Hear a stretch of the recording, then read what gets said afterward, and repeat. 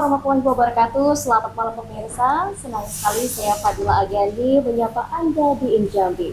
Dan Injambi akan selalu berusaha konsisten memberikan tayangan yang berkualitas, edukatif, dan informatif bagi masyarakat Jambi. Dan pada kesempatan kali ini pemirsa, tema kita ialah paradigma baru perpustakaan melalui program transformasi perpustakaan berbasis inklusi sosial. Tentu di sebelah saya sudah hadir narasumber yang membidangi hal tersebut. Bersama saya Fadila Agiani, inilah Injambi selengkapnya.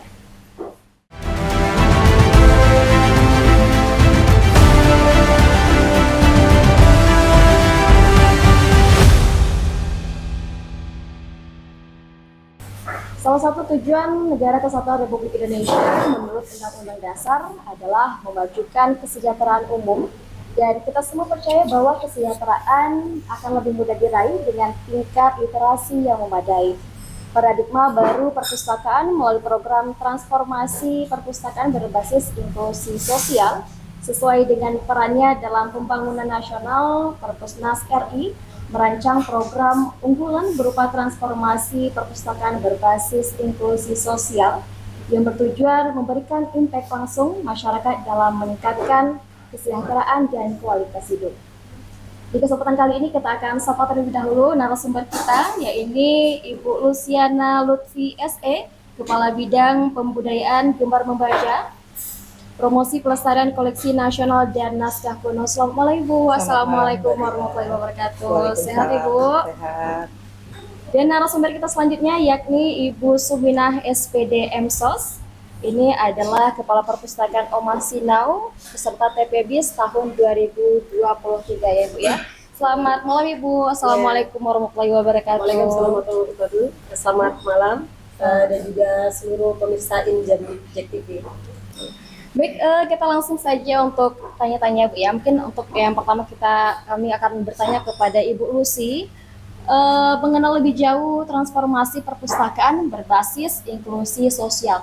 Mungkin masyarakat masih ada yang belum mengetahui tentang transformasi perpustakaan berbasis inklusi sosial. Mungkin bisa Ibu jelaskan kepada pemirsa Ibu? Baik, terima kasih Mbak Dila. Senang sekali saya hari ini bisa diundang JTV melalui Injambi untuk memperkenalkan program transformasi perpustakaan berbasis inklusi sosial. Jadi program ini digagas oleh Perpustakaan Republik Indonesia tepatnya pada tahun 2018. Hanya saja mungkin Kota Jambi penerima manfaat pada tahun 2022 karena memang sasaran utama pertama kali untuk Perpusnas adalah kabupaten-kabupaten di kota provinsi. Jadi memang Kota Jambi adalah sebagai ibu kota dari Provinsi Jambi, itu kebagian penerima manfaat di tahun 2022, dan memang program ini bertujuan adalah untuk meningkatkan kesejahteraan masyarakat. Jadi judulnya aja sudah transformasi perpustakaan berbasis inklusi sosial. Jadi bukan hanya sebagai tempat membaca atau meminjam buku saja, perpustakaan berusaha bertransformasi sebagai tempat untuk melakukan kegiatan apapun. Jadi semua bisa dilakukan di perpustakaan. Begitu Mbak Dila. Saya masih ada pertanyaan untuk Bu Lucy, tapi sebentar kita akan bertanya kepada Ibu Sumi terlebih dahulu sebagai yang saya tahu sebagai pegiat literasi ya Ibu Sumi. Benar. Ibu sebagai pegiat literasi dan juga pendiri perpustakaan Omah Sinau, mungkin hal apa yang mendorong Ibu untuk mendirikan sebuah perpustakaan? Boleh diceritakan Ibu? Iya, terima kasih Mbak. Jadi kalau kita ngomong tentang perpustakaan, orang masih berpikir itu tempat buku ya. Iya. Karena kalau perpustakaan kayak kita di kampus kan ya Bu, pasti kita ngomongnya tuh tentang tumpukan buku-buku, orang datang pasti untuk membaca. Terus kita lihat juga Mbak, sebenarnya kekhawatirannya itu dulu kenapa kita buat, kita lihat bahwa di data UNESCO itu, Indonesia ini tingkat literasinya sangat rendah. Bahkan kita kalau di negara ya ada 70 negara itu kita di angka ke 69 terendah. Jadi kalau misalkan di angka kan itu 0,00 sekian. Jadi dari 1000 orang manusia ya, kalau orang manusia ya. Jadi dari 1000 orang itu hanya 1 orang yang membaca. Jadi kita kepengen sih dengan adanya perpustakaan kita hadir, apalagi alhamdulillah di tahun 2003 kita masuk dalam program TPBIS. Ini juga semakin memperkuat bahwa kebutuhan masyarakat untuk adanya wadah mereka mulai mencari informasi, kemudian tidak hanya menambah pengetahuan, tapi bagaimana mereka juga bisa berbuat dan merealisasikan apa yang tadi mereka pelajari. Itu kita adakan program tadi yang Oma Sinau. Jadi itu tuh pengennya masyarakat di sekitar kita dapat akses. Karena salah satu orang sulit untuk mendapatkan wawasan tambahan itu juga karena salah satunya tidak adanya akses. Makanya kita buat. Terus di masyarakat kita juga kan termasuk kalau kita bicaranya ke komunitas ya. Jadi di komunitas kita itu masih banyak sih sebenarnya keterbatasan. Kalau mau ke perpustakaan ya kita mau ke kota ke TAC, kalau main jauh ya Bu ya. Kemudian kalau mau provinsi kita harus ke daerah Tolanai. Sementara di sekitar kita itu belum ada. Makanya kita kepengen ada lebih dekat orang bisa ngedapetin akses itu sehingga mereka bisa menambah wawasan mereka. Itulah pertama sekali kita buat mendirikan perpustakaan Oma Sinau. Oke. Selanjutnya mungkin kita membahas tentang teknologi, sejauh mana peran teknologi dalam program transformasi perpustakaan berbasis inklusi sosial. Bagaimana teknologi dapat dioptimalkan untuk meningkatkan akses informasi bagi seluruh lapisan masyarakat. Pentingnya informasi untuk perpustakaan seperti apa Ibu? Saya ya.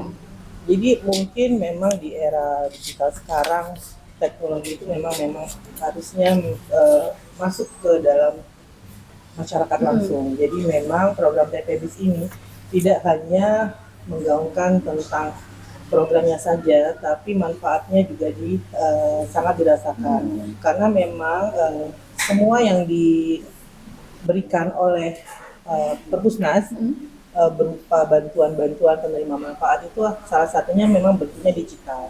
Dan antara lain ada komputer, ada server, ada selain buku ya, selain buku dan rak juga ada televisi. Gunanya agar masyarakat, terutama mungkin ibu-ibu dan anak-anak dapat mengakses informasi yang diberikan mungkin melalui televisi ataupun melalui teknologi, itu dapat langsung mereka terima. Jadi dari perpustakaan itu nanti mereka bisa melakukan kegiatan apapun dengan komputer, televisi, buku yang telah diberikan oleh Perpusnas. Jadi memang teknologi itu sangat dibutuhkan, apalagi di era digital sekarang.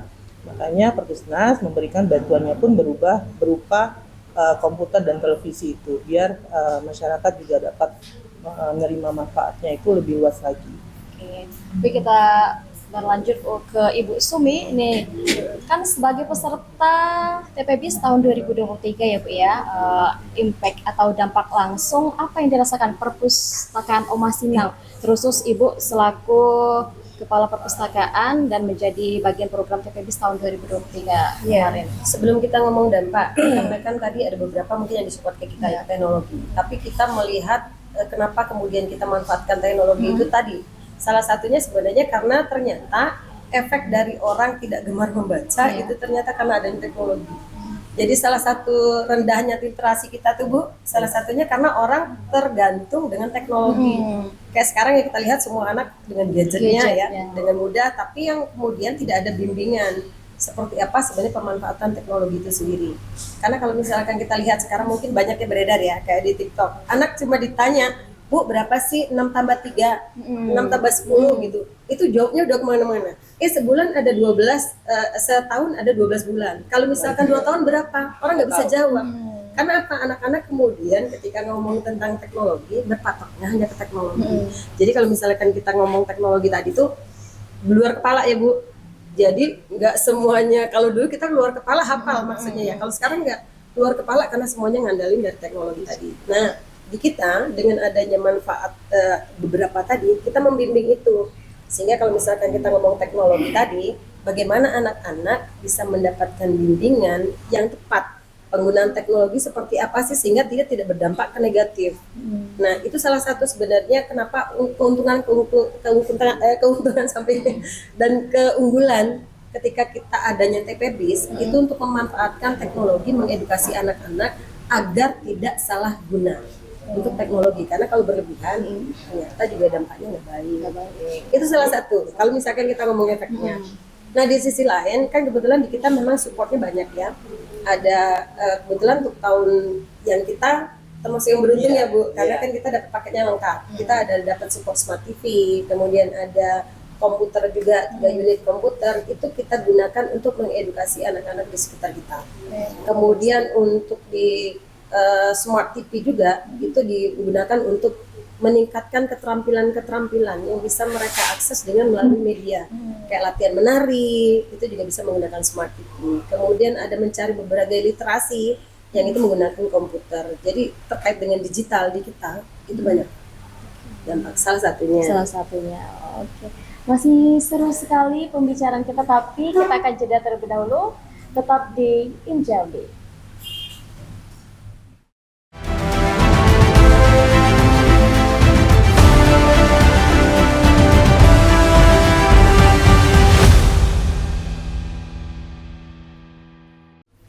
Oke, kembali masih di program Injambi, dan di segmen kali ini kita akan tanya-tanya kembali ya. Ini kepada, langsung saja mungkin saya akan bertanya kepada Ibu Lucy tentang selain program TPBIS ya Bu, apakah ada program lain yang ada di Dinas Kearsipan dan Perpustakaan Kota?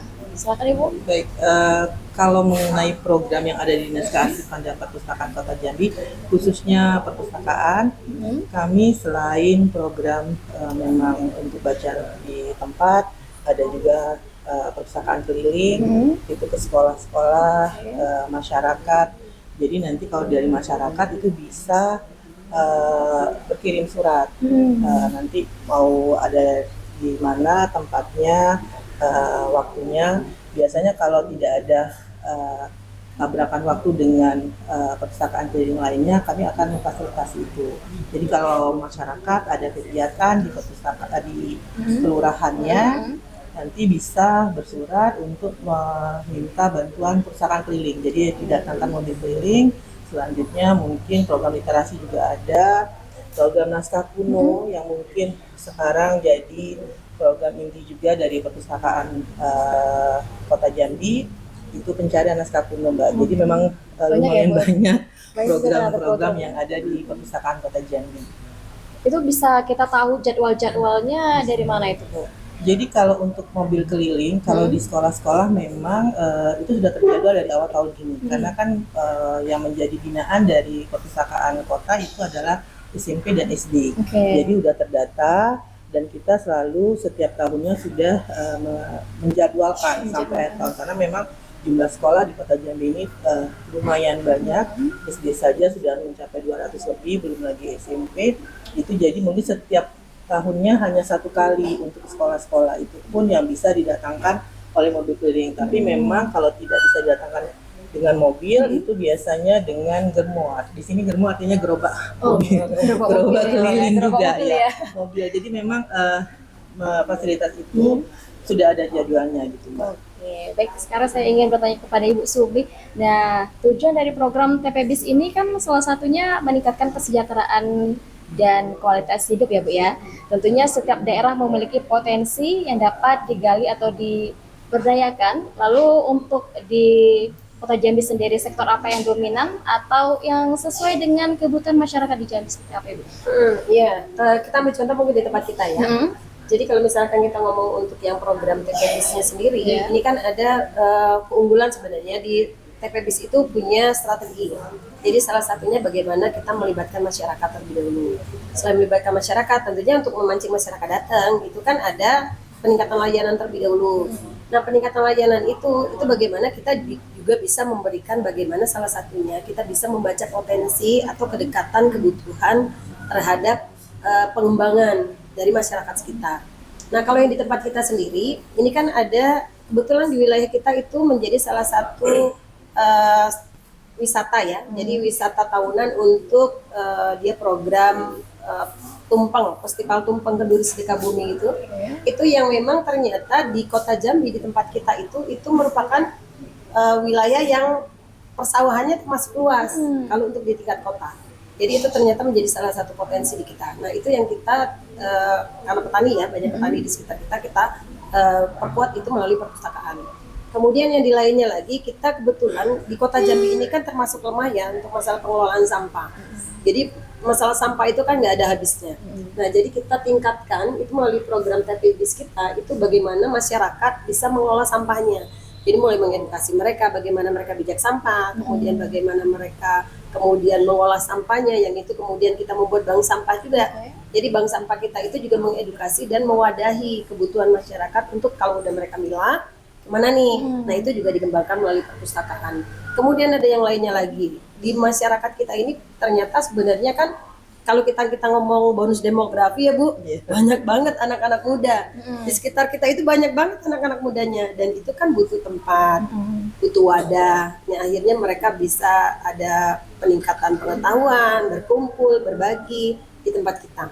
Jadi ada beberapa yang kita mewadahi untuk yang kebutuhan anak-anak, untuk mereka ada tadi bakat nari, kemudian ada untuk latihan komputer, kemudian kemarin juga ada latihan bahasa Jepang, bahasa Inggris gitu ya, dan ada beberapa lain.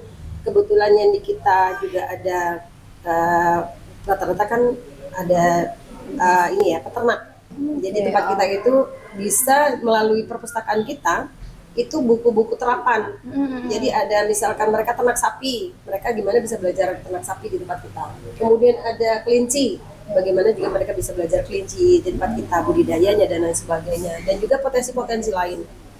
Yang keunggulan dari perpustakaan berbasis inklusi sosial ini, bagaimana mereka bisa melihat potensi yang ada di sekitar mereka, sehingga bisa mereka kembangkan untuk skill mereka, kemudian untuk mendatangkan income.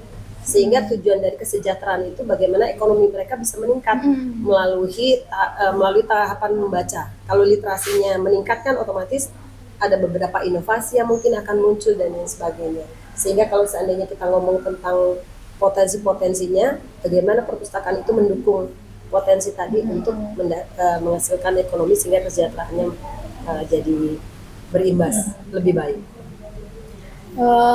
Selanjutnya nih Bu ya, kalau misalkan langkah-langkah apa saja yang diambil oleh Dinas Perpustakaan Kota dan Arsip Kota Jambi dan juga Perpustakaan Oma Sinau untuk menjaga keberlanjutan dan kualitas perpustakaan yang berbasis inklusi sosial yang sudah ada, kan pastinya naik turun rame kedatangan anak-anak itu kan berbeda-beda. Bagaimana Ibu mempertahankan? Mungkin boleh ke Bu Lucy terlebih dahulu. Iya, memang alhamdulillahnya Perpustakaan Kota Jambi itu lokasinya mungkin strategis Mbak, ya, di pusat kota. Jadi memang kami rata-rata pengunjungnya itu antara 100 sampai 200 pengunjung per hari.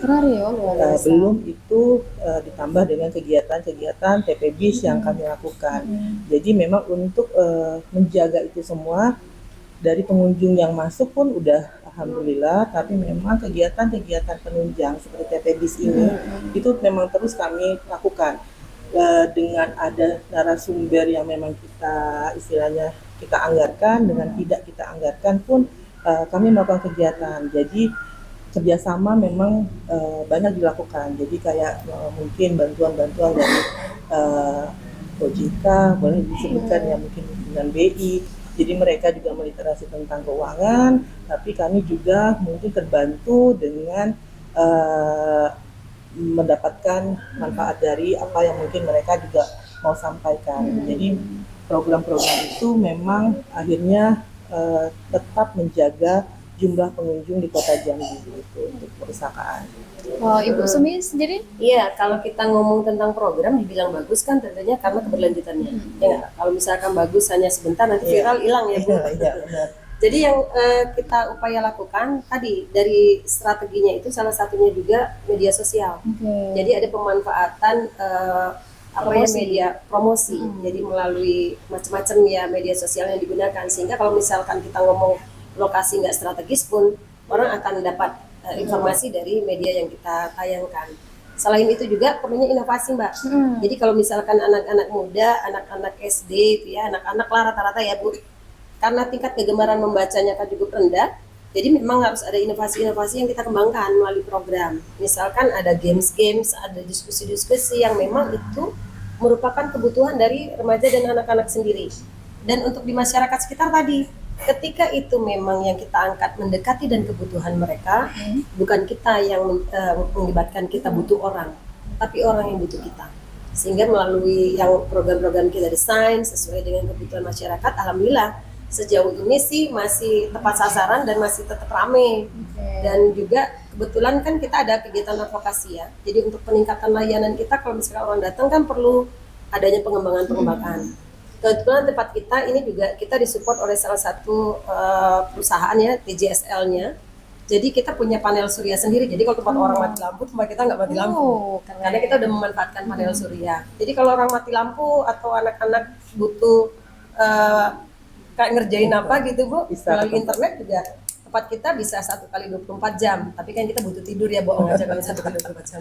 Jadi maksudnya ini memang banyak dia programnya yang memang Iya. bisa sinkron semua ya Bu ya. Benar, Semua jadi ada temannya. beberapa memang yang kegiatan kita itu sebisa mungkin memang semenarik mungkin. Tadi harus tepat sasaran dan juga sesuai dengan kebutuhan di masyarakat sekitar. Semua lapisan masyarakat berarti Semua bisa lapisan ya, masyarakat Bu, ya? bisa. Jadi nggak hanya laki-laki, perempuan, kalau jenis Dan kelamin anak-anak ya. juga Dan mungkin ya. anak-anak, kemudian yang kebetulan kita juga kayak di program persampahan sendiri, kita punya namanya program Jaksa SD.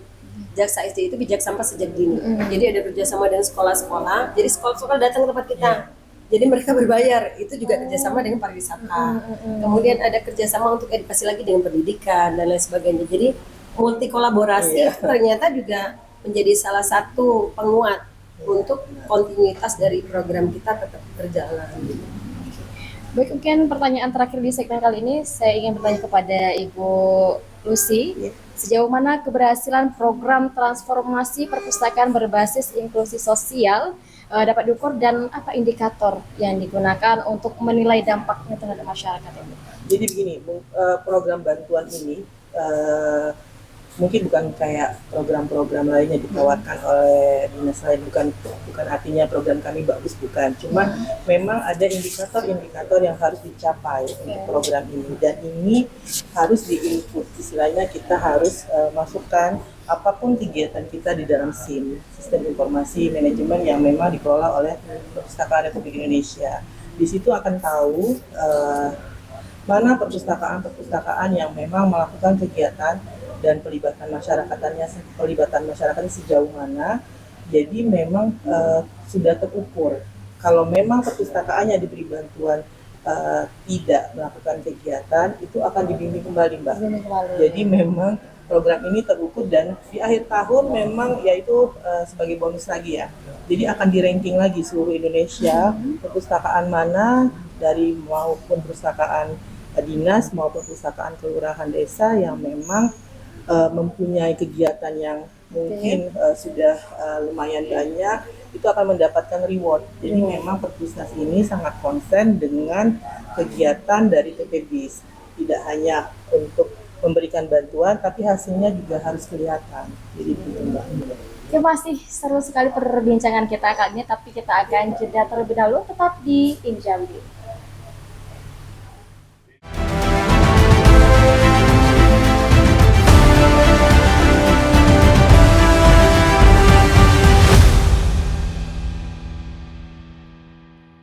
Masih di Injambi, dan di segmen kali ini kita akan bertanya kembali kepada mungkin yang pertama kali saya ingin bertanya kepada Ibu Lucy ya Bu ya.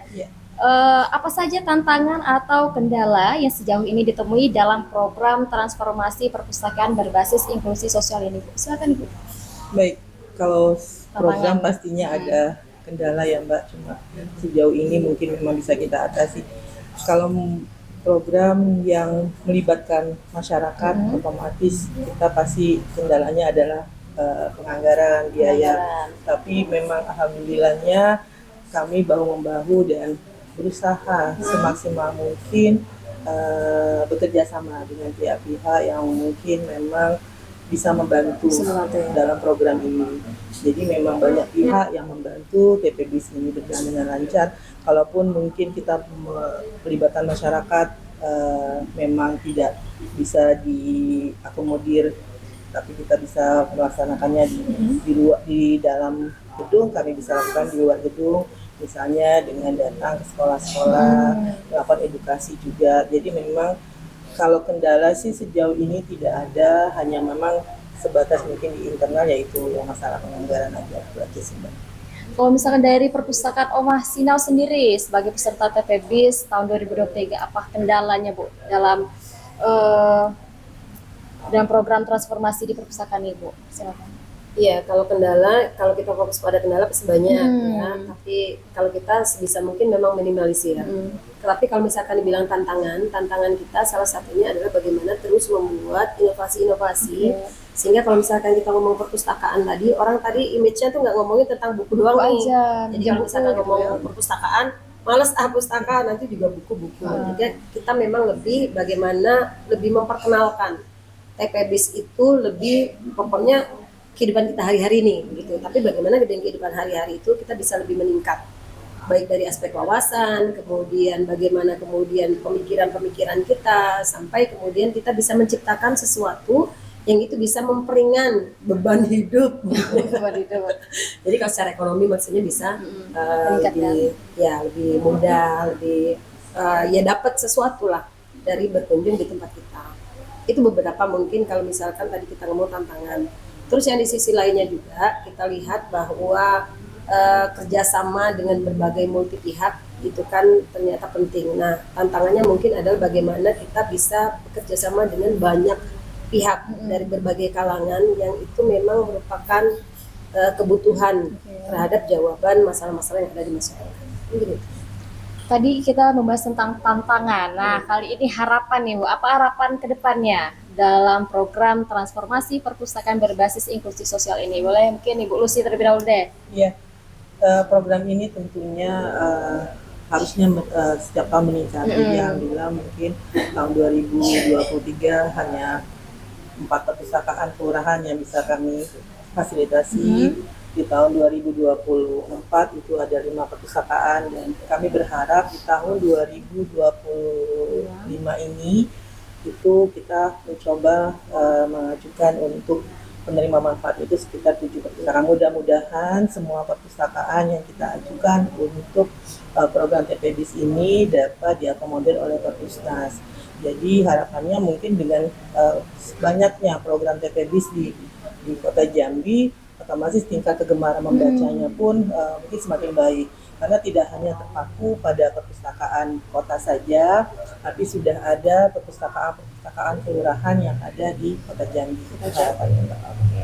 Baik, mungkin terakhir apa yang menjadi fokus saat ini Bu untuk kedepannya dari mungkin Dinas Kearsipan dan Perpustakaan Kota Jambi dan juga Perpustakaan Omah Sinai? Boleh mungkin dari Bu Sumi deh terlebih dahulu. Boleh. Ya, kalau yang fokus kita yang pasti kan tetap ya bagaimana kita bisa memberikan peran, sehingga kalau kita ngomong tadi literasi yang rendah tadi, masyarakat sudah paling nggak literasinya bisa meningkat.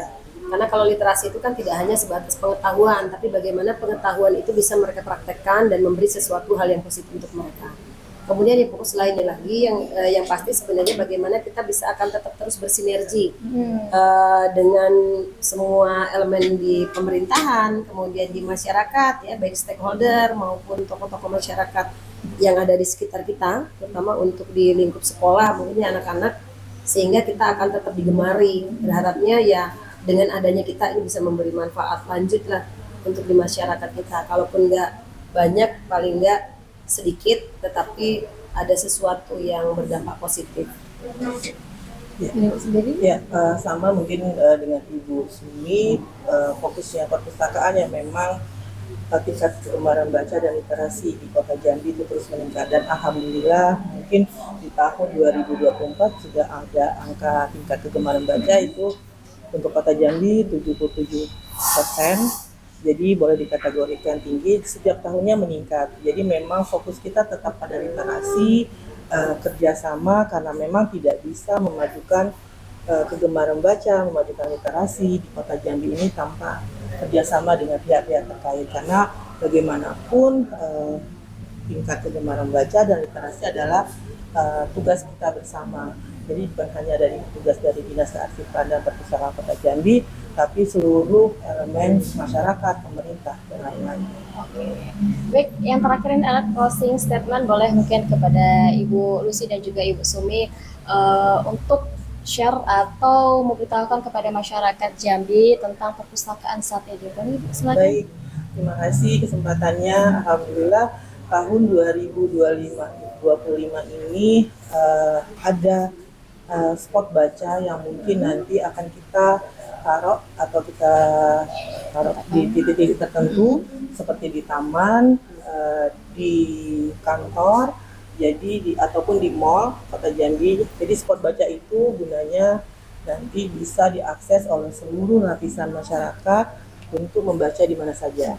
Yang kedua juga kita ada iJambi Kota, itu juga layanan perpustakaan digital yang dimiliki oleh Perpustakaan Kota Jambi, itu juga bisa diakses melalui Android, Mbak. Jadi memang membaca sekarang tidak hanya langsung datang ke perpustakaan, tapi kita berusaha lebih dekat lagi, merambah ke digital dengan iJambi Kota, dan dalam waktu dekat juga namanya ada spot baca Kota Jambi yang akan ditaruh di titik-titik tertentu. Oke, silakan. Terima kasih Ibu dan Ibu.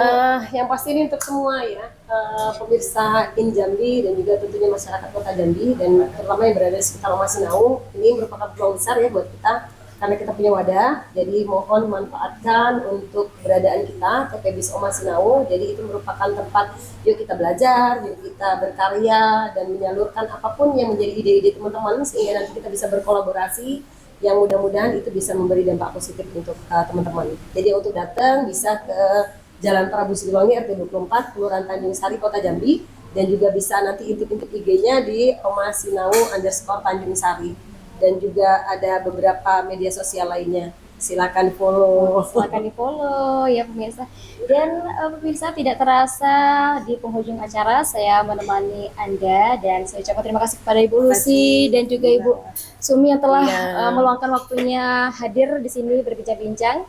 Dan untuk pemirsa jangan lupa selalu saksikan InJambi setiap Senin jam 8 malam hanya di JEK TV Inspirasi Gitu. Dan akhir kata saya Fadila Agani pamit undur diri dan sampai jumpa. Assalamualaikum warahmatullahi wabarakatuh. Waalaikumsalam.